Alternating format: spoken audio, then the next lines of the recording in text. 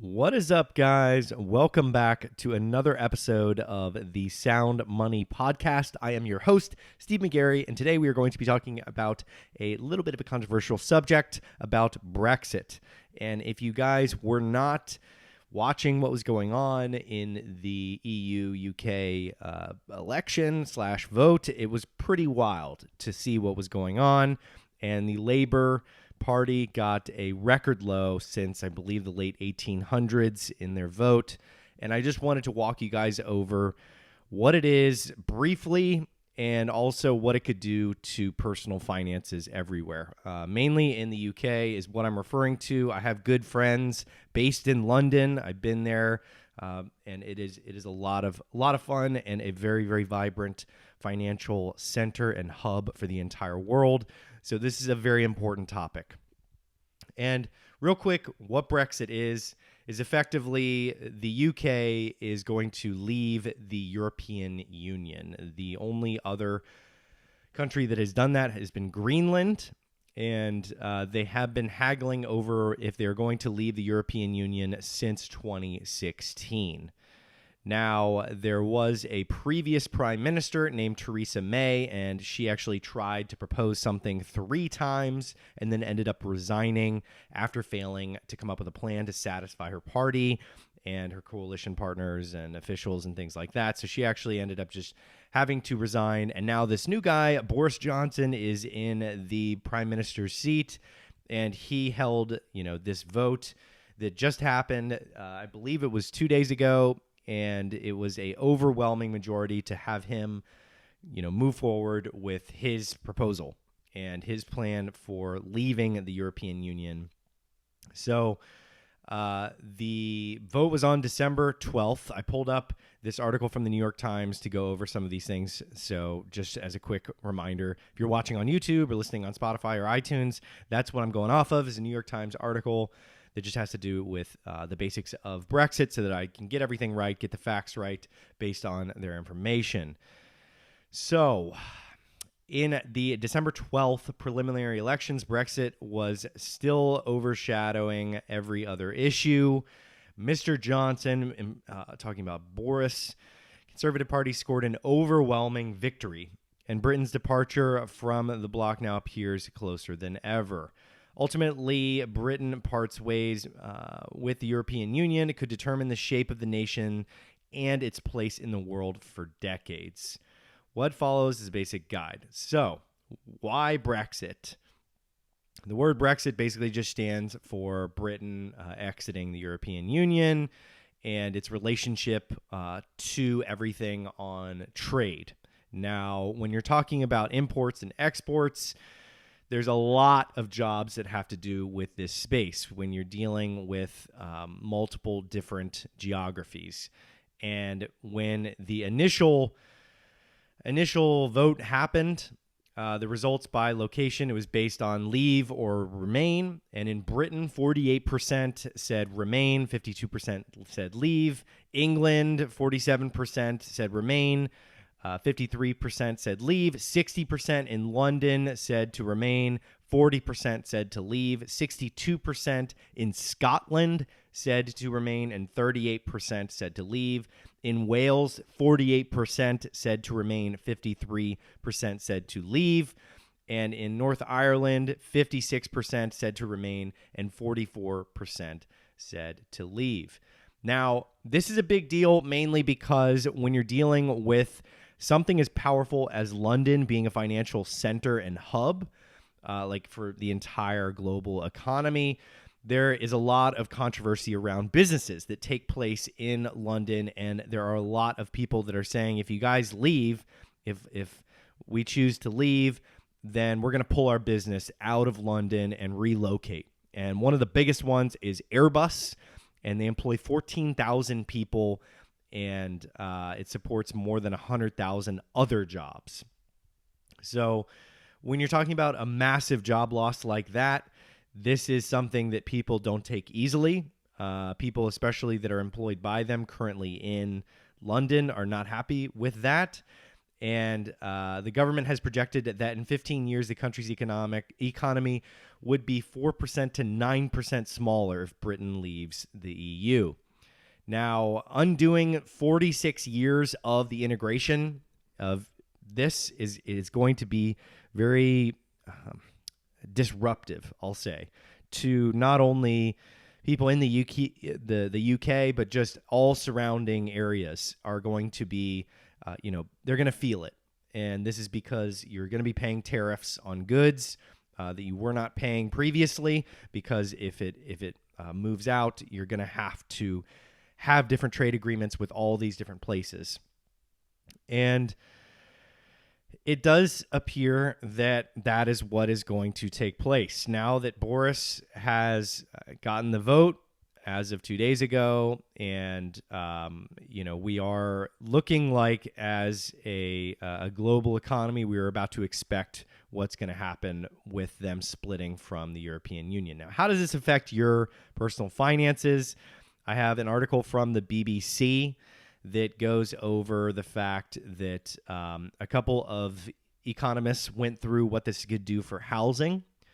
So they are effectively saying that when Brexit does happen, because now I'm trying to make sure that it said when, not if, because it seems like it is moving ahead. Buying goods and services from other countries will become more expensive, and inflation will be higher, and goods being sold to other countries will become cheaper for the buyers. And what will that mean for your personal / housing prices? The International Monetary Fund, which is something that I follow pretty closely, the IMF, has warned that Brexit would cause a sharp drop in housing prices. This would be an expectation that the cost of mortgages would rise. The Treasury said housing prices could hit between 10% and 18% in the next 2 years. So that's a big hit, and that's a large drop. It's not like recession dropping. Well, I guess recession is anything. It could be anything of like around 20% or so. So that is almost recession levels. And this could be good for new first-time buyers, given people are going to get their chance to buy inexpensive homes. But if you already own homes, the value is going to decrease, and that's not good. The National Association of Estate Agents, the NAEA, believes house prices in London could be seen losing up to £7,500 on average over the next 3 years, compared to where they otherwise have been. Elsewhere, it is said that the value could drop £2,300. But since it expects prices to continue rising anyways, this means a slower rate of increase. And when they compared the leaving EU versus not leaving the EU, by leaving the EU they're kind of projecting these two. So in 2018, they're saying that the average housing price by leaving the EU would be $300,800, and then if the UK remained in the EU, it would be $300,003. So about a $3,000 or £3,000 difference. I keep saying dollars. £3,000 difference here. Now that is overall. And now in London, where things are much different because it is a epicenter for finance and innovation. In 2018, by leaving the EU, it's looking like $591,000 on the average housing price. And then if the UK remains in the EU, $599,000. So $9,000 different there. So in terms of wages, this is what most people are going to be most attached to here, because it has to do with everything in terms of consumption and what you're able to spend in the country. So several experts have predicted that the economic shock of leaving the EU would cause unemployment to rise in the UK, and this would reduce the pressure for wage growth. The Treasury estimated that the wages will be between 2.8% and 4% lower at the point of maximum impact. So that could be in 2 years, that could be in 3 years. with a typical worker at least 780 pounds a year worse off. So a decrease in 780 pounds a year, which to many people listening to this may not be that much, but for many people that are working, that is a substantial hit. That's money towards a mortgage, that's money towards food, that's money towards everything that you're not able to get anymore. Now, the UK, as a member of the EU, is still a member. This isn't going to happen overnight here. It's important to know that this is the government that we're talking about, and we are talking about a long time span here. There's going to be proposals back and forth, and it's important to know that this is going to cost billions of dollars. Now, in terms of the benefit payments, if you accept the argument that economic growth will be slower outside of the EU, in the short term, the government income could also fall, leaving it with less money to spend. Estimate of the size of that possible shortfall could be between $28 billion and $44 billion by 2020. Now, the National Institute of Social and Economic Research that I pulled up said families could lose as much as 2,700 pounds a year. And in reality, the UK's economic growth and potential budget shortfalls will very much depend on the precise nature of trade agreements. Now, I've talked to a couple of my buddies about this in terms of what the trade agreements would look like. And there's a lot of buzz around healthcare, the healthcare system. They already have a VAT implemented that I've brought up dozens of times on the pod in the past. And it's going to be very interesting to see what type of trade agreements are struck between the U.S., struck between all of the countries outside of the U.K. When this happens. It's going to be really interesting to watch. And from an economic perspective, I'm going to be watching very closely. I'm probably going to be talking about this multiple times on the podcast because this is the biggest shift in that area since World War II. This is a massive economic shift that will be very interesting to keep tabs on. And I think that in terms of pensions, that's something that will be, that will be hit, but there's no confidence in the numbers of what people are actually estimating. And in terms of the people that are in the manufacturing space, importing, exporting space outside of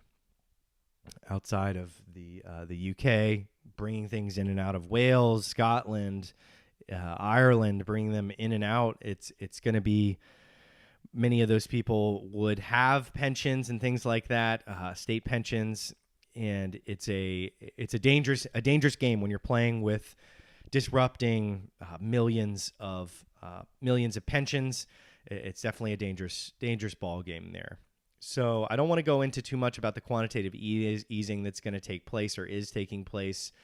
It's the last thing that I wanted to talk about was the actual travel, holiday travel, because one thing that if you haven't been to the UK or London or things like that before in that area of the world, holidays and travel are a big part of the culture there. A lot of people go on, 4 holidays a year, 3 holidays a year, maybe even more than that. It's part of the culture there to enjoy life and travel and go around, because you're around so much beauty with all of the surrounding countries that you can just catch a train, the Channel. You can go through all of these awesome places from Amsterdam to Brussels to all of these amazing places just from London. So David Cameron, he claimed that a holiday for 4 people for 8 nights will cost 230 extra pounds as a result of sterling's devaluation.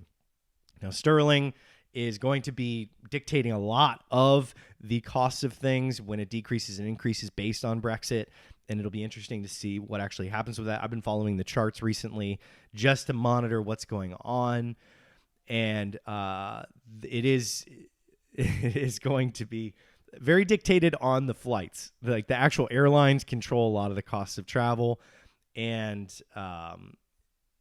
if their prices are going up or down in pounds or euros, you're going to be dealing with primarily a couple different companies. So EasyJet and Ryanair have argued that flights will become more expensive as a result. And IAG, the owner of British Airways, said that UK exit from the EU would not affect its business. So mixed signals there.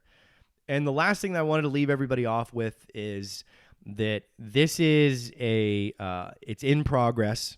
This is something that will take time. So if you're a young person living in London or the UK, anywhere around there, don't freak out immediately. These are things that are going to take time. So watch what's going on. Stay connected with, the New York Times, BBC, and news organizations that you trust, and monitor who's writing what on these different publications, your reporters and things like that. And just keep track, because things are changing pretty rapidly, and things are in terms of the news and the media. So not the actual moving forward with Brexit, the media and these things that are coming out every day, because everybody's talking about this. It's important to pick a few sources that you trust and make sure that you are following closely along with the progression here. And it's not the end of the world, guys. Towards the end line is around December 31st, 2020, I believe.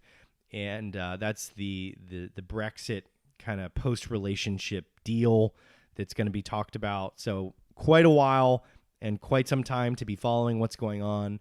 And this isn't the end of the world, guys. It's just it's a big shift, and it's important to be agile, be ready to adjust, and just monitor what's going to be going on with the businesses and the companies that you use regularly. And I'm watching what's going on with local businesses, with flights, things like that, just to make sure that, when prices change in any form of consumption, or when prices change with any form of production, you're going to have consumption shifts, and this is going to change how things will operate as a global economy, because the UK is a massive place with a lot of consumption and buying power. So it's very important to monitor what's going on if you're not in the UK, and even in the UK. That's an obvious one if you're in the UK, but if you're outside anywhere in the world, monitor this closely. It is going to affect many things determined by these trade deals that are going to go through. I'm watching what's going to happen between the US and the UK, and going to be following that very closely. So that is it for this episode of the Sound Money Podcast. If you guys like it and you want to learn more about Brexit, I'm definitely very interested in it, because it's such a big economic shift, and probably one of the biggest in modern day.